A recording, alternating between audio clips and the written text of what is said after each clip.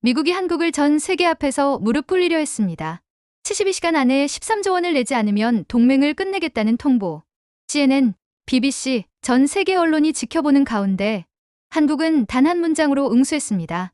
필요 없습니다. 미군 철수하십시오. 그 순간 워싱턴이 뒤집혔습니다. 우린 한국을 완전히 오판했다.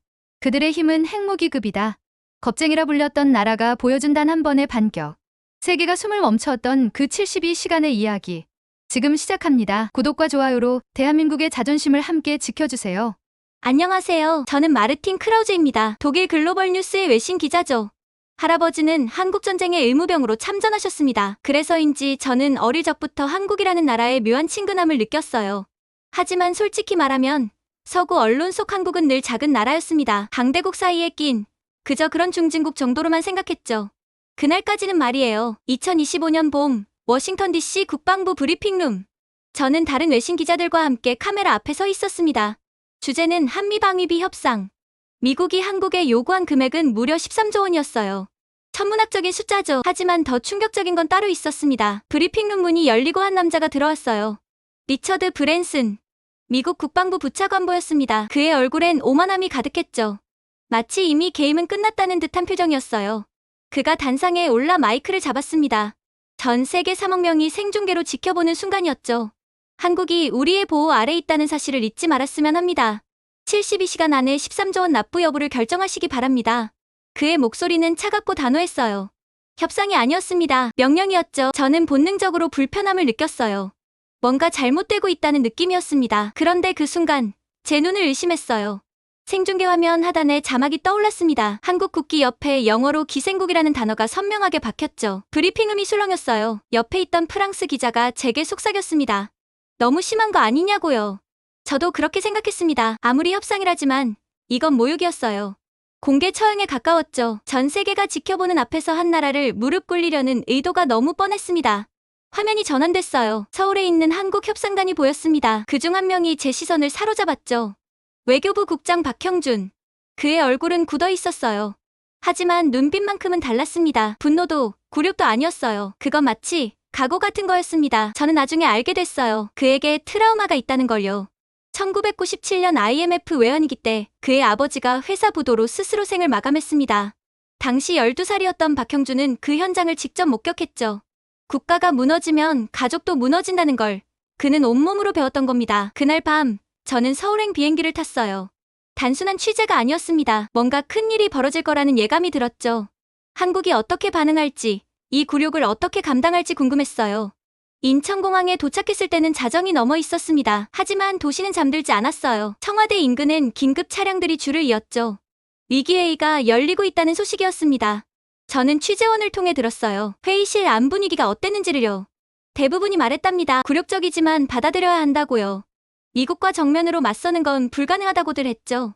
그런데 단 한 명, 박형준만은 달랐습니다. 그가 조용히, 하지만 단호하게 말했다고 해요. 이번엔 다르게 갑시다. 회의실이 조용해졌답니다. 모두가 그를 쳐다봤죠. 다르게? 어떻게요? 누군가 물었을 때 박형준은 대답했습니다. 우리는 빚이 아니라 피로 지킨 나라입니다. 저는 그 말을 전해 듣고 전율했어요. 한국이 달라지고 있었습니다. IMF의 상처에서 태어난 세대가 이제는 무릎 꿇지 않겠다고 선언하고 있었던 거예요. 새벽 3시, 제 호텔방 전화기가 울렸습니다. 박형준이었어요. 그가 저를 만나자고 했죠. 외교부 청사에서요. 저는 잠옷차림으로 택시를 탔습니다. 뭔가 중요한 일이 벌어질 거란 확신이 들었거든요. 청사 회의실은 텅 비어 있었어요. 박형준 혼자 앉아 있었습니다. 그의 손엔 오래된 사진 한 장이 들려 있었죠. 저는 그걸 봤어요. 어린 소년이 쓰러진 남자를 안고 울고 있는 사진이었습니다. 그가 제게 말했어요. 이번엔 전 세계가 증인이 되어야 한다고요. 한국이 어떻게 싸우는지, 무엇으로 지켜내는지를요. 그래서 생중계 협상에 제가 참여해달라고 부탁했습니다. 저는 그 순간 깨달았어요. 이건 단순한 협상이 아니라는 걸요.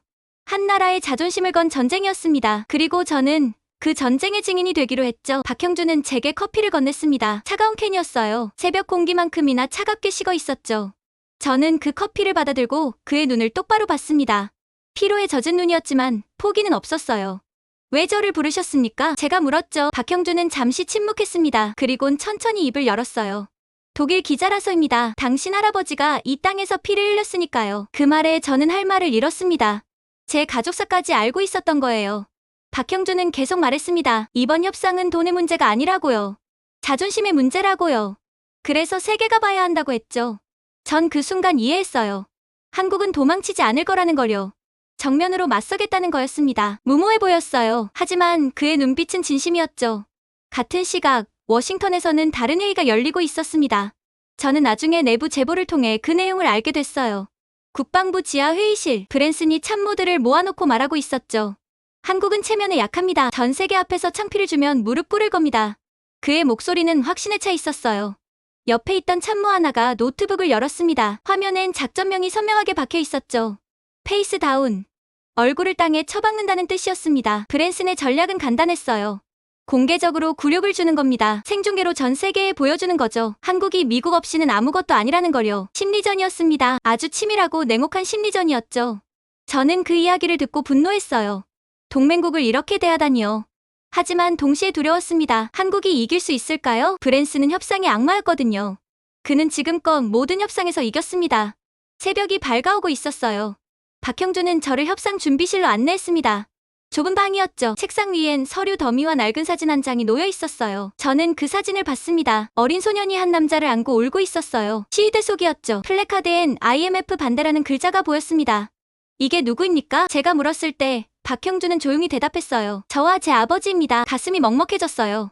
그 소년이 바로 박형준이었던 거죠. 그는 계속 말했습니다. 아버지가 회사 부도로 쓰러졌다고요. 그날 이후 세상이 달라졌다고요.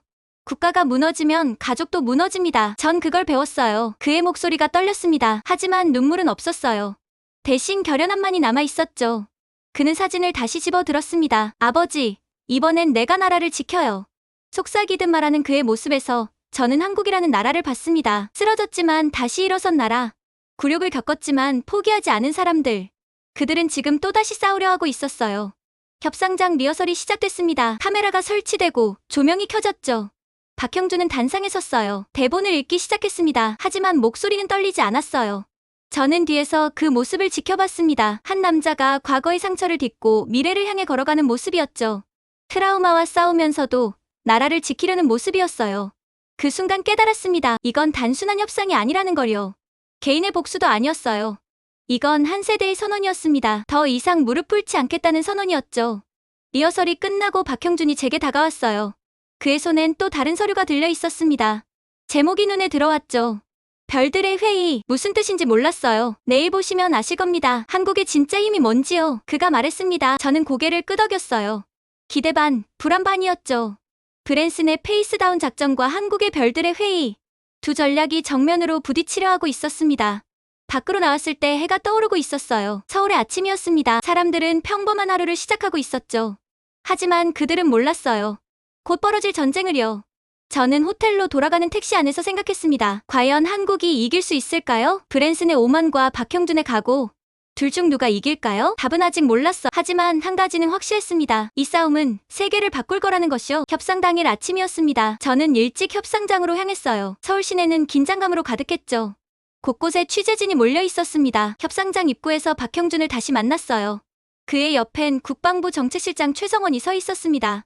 그녀의 손엔 작은 USB 하나가 들려 있었죠. 이게 뭡니까? 제가 물었을 때 최성원은 미소 지었어요.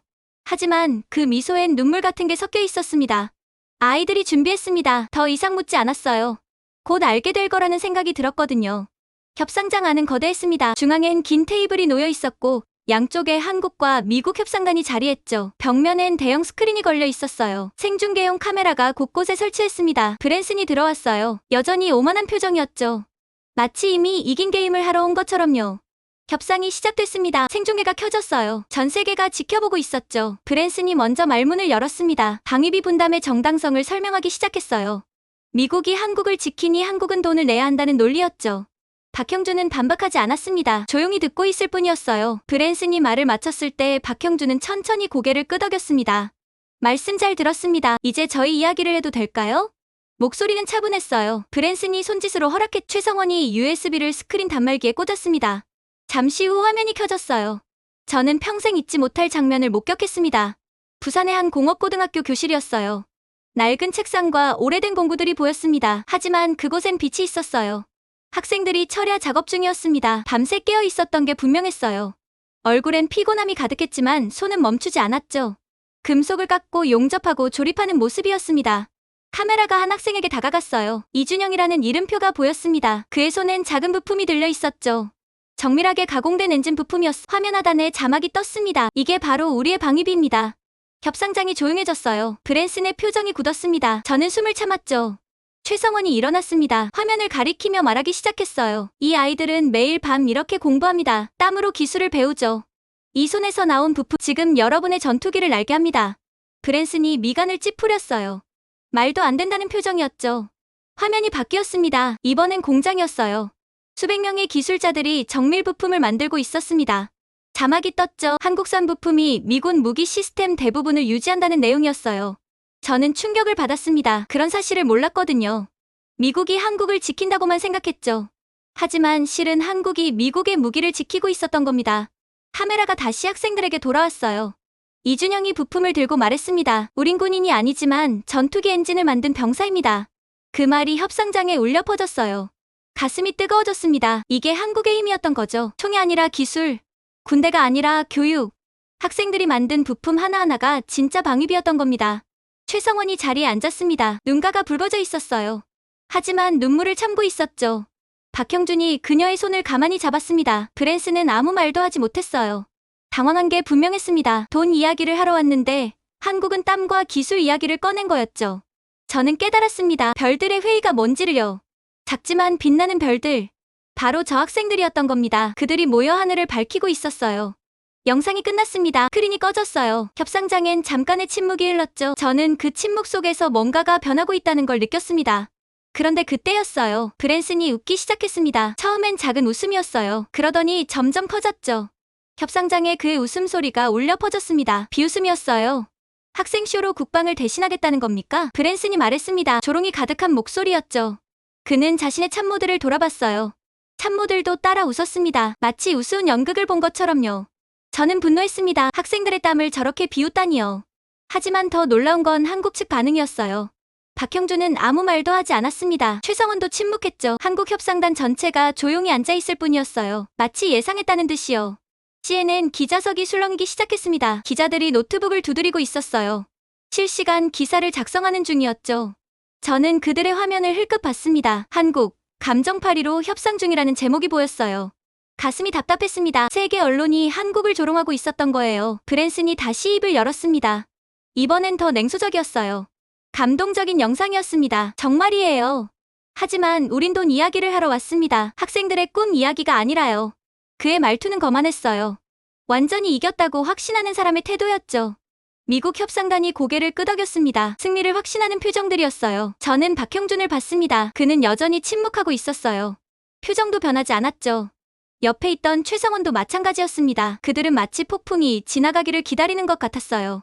브랜슨이 계속 말했습니다. 한국의 기술이 대단하다는 건 인정한다고요. 하지만 그게 방위비를 면제해주는 이유는 아니라고요. 미국의 우산 아래 있으니 돈을 내야 한다는 논리였죠. 생중계 채팅창이 폭발하고 있었습니다. 저는 옆 모니터로 그걸 봤어요. 대부분이 미국 편이었습니다. 한국이 감정에 호소한다는 댓글들이었죠. 분위기는 완전히 기울었어요. 브랜슨의 승리처럼 보였습니다. 저는 한숨을 쉬었죠. 한국이 너무 순진했던 걸까요? 감동으로 세상을 바꿀 수 있다고 믿었던 걸까요? 그런데 그때였습니다. 박형준이 천천히 일어났어요. 그의 손엔 또 다른 USB가 들려 있었습니다. 처음 것보다 조금 더 큰 USB였죠. 그는 아무 말 없이 스크린 앞으로 걸어갔습니다. 브랜슨이 의아한 표정을 지었어요. 뭐 하는 거냐는 얼굴이었죠. 박형준은 USB를 꽂았습니다. 화면이 다시 켜졌어요. 이번엔 숫자들이었습니다. 데이터였죠. 엄청난 양의 데이터가 화면을 가득 채우기 시작했어요. 저는 숨을 죽였습니다. 이게 뭔지 아직 몰랐지만 뭔가 중요하다는 걸 직감했거든요. 화면 상단에 제목이 떴습니다. 70년간의 기록. 한국산업기술발전사. 브랜슨의 웃음이 멈췄어요. 그는 화면을 응시했습니다. 참모들도 긴장한 표정이 됐죠. 박형준은 여전히 말이 없었습니다. 그저 화면을 가리킬 뿐이었어요. 데이터가 흘러가기 시작했습니다. 1950년대부터 시작됐어요. 전쟁 이후 폐허에서 일어선 한국의 모습이었죠. 그리고 산업화, 기술 개발, 수출, 성장.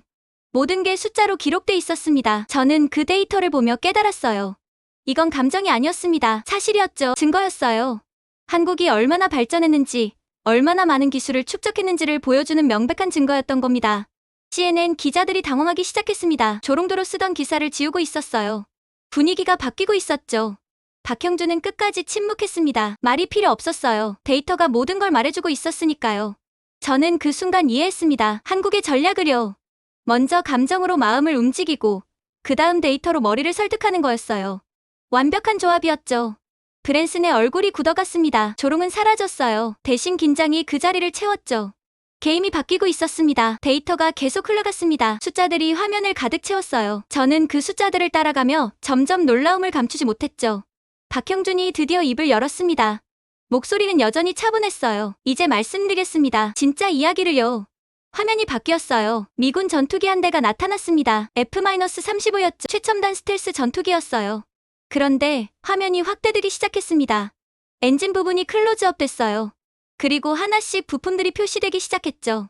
각 부품마다 제조국이 표시됐습니다. 대부분이 한국이었어요. 미군 무기 시스템을 유지하는 부품의 대다수가 한국에서 만들어집니다. 박형준이 말했습니다. 브랜슨이 자리에서 몸을 앞으로 기울였어요. 믿을 수 없다는 표정이었죠. 화면이 다시 바뀌었습니다. 이번엔 탱크였어요. 에이브람스 전차. 미군의 주력 전차였죠.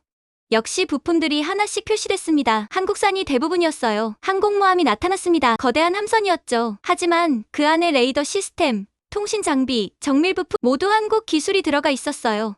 저는 충격을 받았습니다. 미국이 세계 최강이라고 생각했거든요. 하지만 그 힘의 상당 부분이 한국에서 나오고 있었던 겁니다. 협상장이 술렁이기 시작했어요. 기자들이 웅성거렸습니다. CNN 기자들도 당황한 표정이었죠. 조롱조 기사를 다시 수정하고 있었어요. 브랜슨의 얼굴이 창백해졌습니다. 그는 참모에게 뭔가를 속삭였어요. 참모가 고개를 끄덕이며 노트북을 열었죠. 확인하려는 거였습니다. 이 데이터가 진짜인지요. 최성원이 다시 일어났습니다. 그녀는 화면을 가리키며 말했어요. 70년 전 우리에겐 아무것도 없었습니다. 폐허뿐이었죠. 하지만 우린 배웠습니다. 땀 흘려 기술을 익혔어요. 그녀의 목소리가 떨렸습니다. 감정이 묻어났죠. 제 할아버지는 장진호에서 전사하셨습니다. 총으로 싸우셨죠. 하지만 저는 데이터로 싸웁니다. 이게 우리가 배운 방식입니다. 화면에 공장들이 나타났어요. 수천 명의 기술자들이 일하고 있었습니다. 밤낮 없이 부품을 만들고 검수하고 출하하는 모습이었죠. 그리고 다시 학생들이 나타났습니다. 부산공업고 학생들이었어요. 이준영이 카메라를 똑바로 바라봤습니다. 그의 손엔 여전히 그 작은 부품이 들려 있었죠. 우린 군인이 아니지만 전투기 엔진을 만든 병사입니다. 그가 다시 한번 말했어요. 이번엔 더 또렷하게요. 저는 가슴이 뭉클해졌습니다. 박형준이 화면을 껐습니다. 협상장이 조용해졌어요. 그는 브랜슨을 바라봤습니다. 우리가 방위비를 내지 않는다면 어떻게 되겠습니까? 미군 무기 시스템의 상당수가 멈춥니다. 부품 공급이 끊기니까요. 브랜슨이 할 말을 잃었어요. 참모가 고개를 끄덕였습니다. 데이터가 사실이라는 확인이었죠. 저는 깨달았습니다. 한국이 약자가 아니라는 걸요. 오히려 미국이 한국에 의존하고 있었던 겁니다. 보호가 아니라 협력이었어요. 시혜가 아니라 동맹이었죠. CNN 생중계 채팅창이 바뀌기 시작했습니다. 조롱이 사라졌어요. 대신 존경과 놀라움이 채팅창을 채웠죠. 한국을 다시 봐야겠다는 댓글들이었습니다. 기술 강국이라는 평가들이었어요. 브랜슨은 여전히 아무 말도 못했습니다. 그의 오만함은 사라졌어요. 대신 당혹감만 남아있었죠. 박형준이 조용히 말했습니다. 현대의 병사는 공장에서 태어납니다. 기술이 새로운 방패입니다. 이게 우리가 배운 교훈이에요. 그 말이 협상장에 울려 퍼졌습니다. 저는 노트에 그 문장을 적었어요.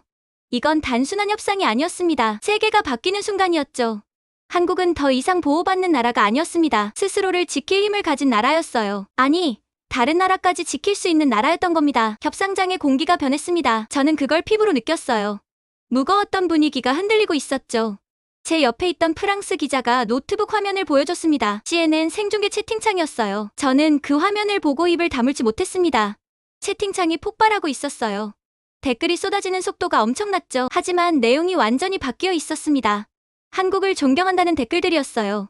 천재 아이들이라는 찬사였죠. 조롱은 어디에도 없었습니다. 대신 경외와 감탄이 화면을 채우고 있었어요. 저는 스크롤을 내렸습니다. 미국인들의 댓글이었어요. 한국 없이 우리 군대가 유지될 수 있냐는 질문들이었죠. 동맹을 다시 생각해야 한다는 의견들이었습니다. 브랜슨이 그걸 눈치챘어요. 참모가 급히 다가가 뭔가를 속삭였습니다. 아마 여론 상황을 보고한 거였죠. 브랜슨의 얼굴이 일그러졌어요. 그가 손을 들었습니다. 회의 중단을 요청하는 제스처였죠. 잠깐 휴식 시간을 가졌으면 합니다. 브랜슨이 말했어요. 목소리가 떨리고 있었습니다. 자신감은 온데간데 없었죠. 당황한 게 분명했어요. 하지만 박형준은 고개를 저었습니다. 부드럽지만 단호했어요. 생중계입니다. 전 세계가 보고 있죠. 중단할 수 없습니다. 냉정한 한마디였어요. 브랜슨은 할 말을 잃었습니다. 자신이 만든 규칙이었거든요. 생중계로 한국을 굴복시키려 했던 게 브랜슨이었죠. 이제 그 생중계가 그를 갉아매고 있었습니다. 저는 다른 기자들의 반응을 살폈어요. 모두 놀란 표정이었습니다. 영국 기자가 카메라를 들이댔죠. 브랜슨의 당황한 얼굴을 클로즈업으로 담고 있었어요. 그때였습니다. 협상장 스크린에 긴급 화상 연결 요청이 떴어요. 발신자 이름이 보였습니다. 로버트 에이브럼스 전 주한미군 사령관이었죠. 박형준이 연결을 허락했습니다. 화면에 에이브럼스가 나타났어요. 군복을 입은 그의 표정은 진지했습니다. 에이브럼스가 말하기 시작했어요. 저는 숨을 죽이고 들었습니다. 저는 한국에서 복무했습니다. 그곳에서 진실을 봤죠. 우리가 한국을 지킨다고 생각했습니다. 하지만 틀렸어요. 그의 목소리는 무겁고 진솔했어요. 한국이 우리를 지키고 있었습니다. 기술로, 헌신으로, 동맹의 진심으로요. 브랜슨이 화면을 노려봤습니다. 배신감이 역력했죠. 하지만 에이브럼스는 멈추지 않았어요. 한국은 더 이상 피보호국이 아닙니다. 우리의 동등한 동맹입니다. 아니, 어쩌면 우리보다 앞서 있을지도 모르죠. 협상장이 술렁였어요. 미국 참모들이 당황한 표정으로 서로를 쳐다봤습니다. 이건 예상 밖의 변수였죠. 저는 채팅창을 다시 봤습니다. 에이브럼스의 발언이 실시간으로 퍼지고 있었어요. 미국 내 여론이 완전히 뒤집히고 있었습니다. 한국에 감사해야 한다는 댓글들이었어요. 동맹의 가치를 다시 생각하자는 의견들이었죠. 브랜슨을 비난하는 목소리도 나오기 시작했습니다. 다른 외신 기자들도 바쁘게 기사를 쓰고 있었어요. 저도 노트북을 열었습니다. 이건 단순한 협상 기사가 아니었어요. 역사가 바뀌는 순간이었죠. 브랜슨은 자리에 주저앉아 있었습니다. 오만함은 완전히 사라졌어요. 대신 패배감만 남아있었죠. 그가 만든 함정에 자신이 빠진 겁니다. 박형준은 여전히 차분했어요. 승리를 자랑하지 않았습니다. 그저 묵묵히 앉아있을 뿐이었죠. 진짜 강함은 이런 거구나 싶었어요. 저는 깨달았습니다. 여론이 움직였다는 걸요. 진심이 세상을 바꿨다는 걸요. 한국의 땀과 기술이, 학생들의 헌신이, 데이터의 진실이 결국 사람들의 마음을 움직인 겁니다. 협상장 밖에서 환호성이 들려왔어요. 한국 취재진들이었습니다. 그들도 생중계를 보고 있었던 거죠. 분위기가 바뀌었다는 걸 느낀 겁니다. 저는 카메라를 들었어요. 이 순간을 기록해야 했습니다. 작은 나라가 거대한 나라와 맞서 이긴 순간을요. 아니, 이긴 게 아니었어요. 존중을 얻어낸 순간이었죠. 여론이 뒤집힌 후였습니다. 협상장은 여전히 긴장감으로 가득했어요. 하지만 분위기는 완전히 달랐죠. 이제 주도권은 한국에 있었습니다. 브랜슨은 자리에 앉아 있었어요. 손으로 이마를 짚고 있었죠. 패배를 인정하기 싫어하는 사람의 모습이었습니다. 하지만 현실은 명백했어요. 그는 졌습니다. 박형준이 천천히 일어났어요. 그는 브랜슨을 향해 걸어갔습니다. 저는 숨을 죽였죠. 무슨 말을 할까 궁금했거든요. 박형준은 브랜슨 앞에 섰습니다. 그리고 조용히 말했어요. 13조 원, 방위비가 아니라 미래비로 합시다. 협상장이 조용해졌습니다. 미래비. 무슨 뜻인지 모두가 궁금해했죠. 저도 마찬가지였어요. 박형준이 설명하기 시작했습니다. 13조 원을 미국에 일방적으로 주는 게 아니라고요. 함께 쓰자는 거였어요. 반도체 기술 개발에, 우주 산업에, 사이버 보안에 투자하자는 제안이었죠. 공동 개발입니다. 한국의 기술과 미국의 자본을 합치는 거예요. 그가 말했습니다. 저는 놀랐어. 이건 단순한 타협이 아니었습니다. 완전히 새로운 제안이었죠. 최성원이 다시 자료를 꺼냈어요. 이번엔 미래 프로젝트 계획서였습니다. 화면에 하나씩 떠올랐어. 차세대 반도체 공동 연구, 우주 발사체 개발, 인공지능 보안 시스템. 모두 한국과 미국이 함께 할 수 있는 프로젝트들이었죠. 브랜슨이 화면을 봤습니다. 그의 표정이 조금씩 변했어요. 흥미가 생긴 거였죠. 이건 굴욕이 아니었습니다. 오히려 기회였어요. 미국 참모 하나가 브랜슨에게 다가갔습니다. 뭔가를 속삭였어요. 아마 이 제안이 나쁘지 않다는 조언이었을 겁니다. 브랜슨이 고개를 끄덕였죠. 저는 깨달았습니다. 한국이 승자와 패자를 만들지 않았다는 걸요. 대신 동반자를 제안한 겁니다. 이게 진짜 외교구나 싶었어요. 박형준이 계속 말했습니다. 13조 원은 큰 돈이지만 미래를 위한 투자라면 아깝지 않다고요. 단, 한쪽이 주고 한쪽이 받는 게 아니라 함께 만들어가자는 거였죠. 동맹은 시혜가 아닙니다. 협력입니다. 그의 말이 협상장에 울려 퍼졌어요. 브랜슨은 아무 말도 하지 못했습니다. 반박할 논리가 없었거든요.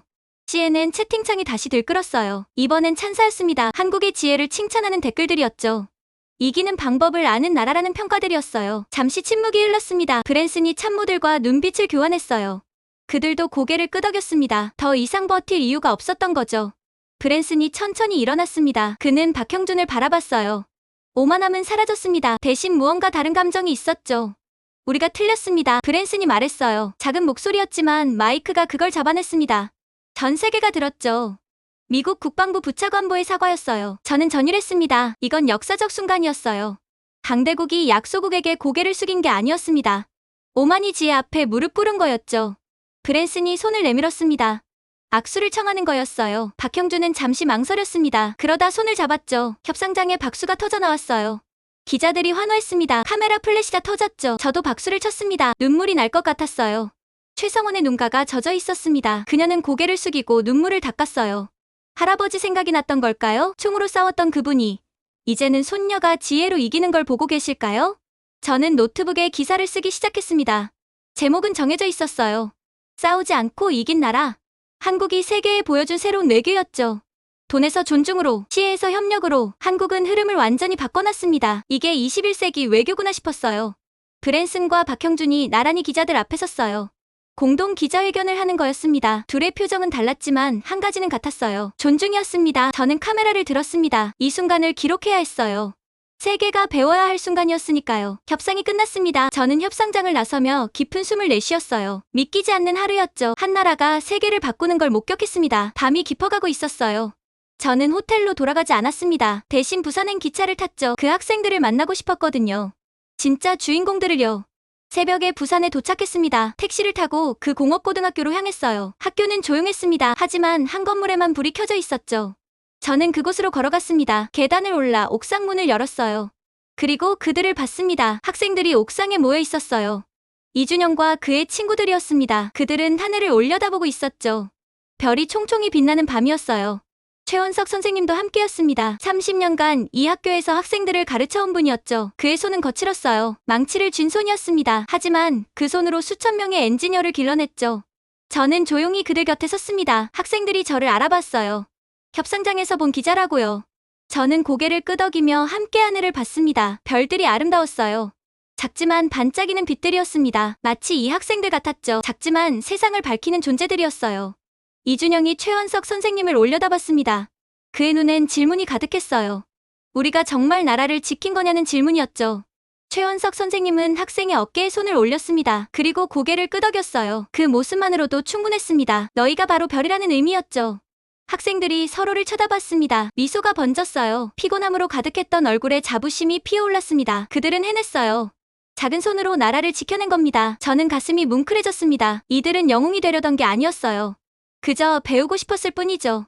기술을 익히고 싶었을 뿐이었습니다. 하지만 그 배움이 나라를 구했어요. 핸드폰이 울렸습니다. CNN 본사에서 온 메시지였어요. 헤드라인이 결정됐다는 내용이었죠. 저는 화면을 봤습니다. 한국 13조의 전쟁에서 미래를 얻다. 완벽한 제목이었어요. 저는 미소 지었습니다. 세계가 한국을 제대로 보기 시작한 거예요. 학생 하나가 제게 다가왔습니다. 수줍은 표정이었어요. 독일에서 오셨냐고 물었죠. 저는 고개를 끄덕였습니다. 그러자 학생이 말했어요. 할아버지가 한국전쟁에 참전하셨다는 이야기를 들었다고요. 저는 놀랐습니다. 어떻게 알았냐고 물었죠. 학생은 웃으며 대답했어요. 박형준 국장님이 말씀하셨다고요. 우리의 은인이라고요. 가슴이 뜨거워졌습니다. 할아버지가 이 땅에 남긴 건 피만이 아니었어요. 희망이었습니다. 그 희망이 이제 기술이 되고 미래가 된 거죠. 동이 트기 시작했습니다. 별들이 하나씩 사라지고 있었어요. 하지만 학생들은 여전히 빛나고 있었습니다. 진짜 별들은 사라지지 않았죠. 저는 노트북을 꺼냈습니다. 마지막 기사를 써야 했어요. 이 순간을 기록해야 했습니다. 손가락이 키보드 위에서 움직이기 시작했어요. 문장들이 흘러나왔습니다. 한국에 대한 이야기였죠. 하지만 그냥 나라 이야기가 아니었어요. 사람들의 이야기였습니다. 총 대신 연필을 든 학생들. 망치로 미래를 만드는 선생님. 트라우마를 딛고 나라를 지킨 외교관. 이들이 진짜 영웅이었어요. 저는 마지막 문장을 썼습니다. 한국의 별들은 총이 아닌 지식으로 세상을 비춘다. 완벽했어요. 이보다 더 좋은 문장은 없을 것 같았습니다. 최원석 선생님이 제게 다가왔습니다. 그는 낡은 망치 하나를 보여줬어요. 30년간 사용한 도구였죠. 이 망치로 수천 명을 가르쳤다고 하셨습니다. 이게 자신의 무기라고요. 저는 그 망치를 봤어요. 낡고 녹슬었지만 아름다웠습니다. 작은 별들이 모여 거대한 은하를 만든다는 걸 깨달았어요. 한국이 바로 그랬습니다. 작은 사람들이 모여 거대한 힘을 만들어낸 거죠. 해가 완전히 떠올랐습니다. 새로운 아침이었어요. 한국의 아침이자 세계의 아침이었습니다. 저는 학생들과 작별 인사를 나눴습니다. 그들은 다시 교실로 향했어요. 오늘도 배워야 했으니까요. 내일의 기술을 익혀야 했으니까요. 서울로 돌아가는 기차 안에서 생각했습니다. 진짜 강국이 뭔지를요. 힘이 센 나라가 아니었어요. 기억하고 배우는 나라였습니다. 쓰러져도 다시 일어서는 나라였죠. 할아버지가 이 땅에서 흘린 피가 헛되지 않았습니다. 그 피 위에 기술이 자랐고 지혜가 꽃폈어요. 이제 한국은 세계에 새로운 길을 보여주고 있었습니다. 저는 기사 제목을 다시 봤습니다. 그리고 한 줄을 더 추가했어요. 별들의 회의는 끝났다. 하지만 별들의 시대는 이제 시작이다. 저는 이날 이후 한국을 완전히 다르게 보게 됐어요. 작은 나라라고 생각했던 곳이 실은 세계를 움직이는 힘을 가지고 있었죠. 할아버지가 이 땅에서 흘린 피가 헛되지 않았습니다. 그 위에 기술이 자랐고 지혜가 꽃폈어요. 여러분은 어떻게 생각하시나요? 한국이 보여준 이 지혜로운 외교에 대해 댓글로 의견을 남겨주세요. 그리고 이 이야기가 감동적이셨다면 좋아요와 구독 부탁드립니다. 알림 설정까지 해두시면 앞으로 더 놀라운 한국의 이야기들을 가장 먼저 만나보실 수 있습니다. 작은 별들이 모여 은하를 만들듯 여러분의 작은 클릭 하나가 이런 좋은 이야기를 더 많은 사람들에게 전할 수 있습니다. 다음 영상에서 또 만나 뵙겠습니다. 감사합니다.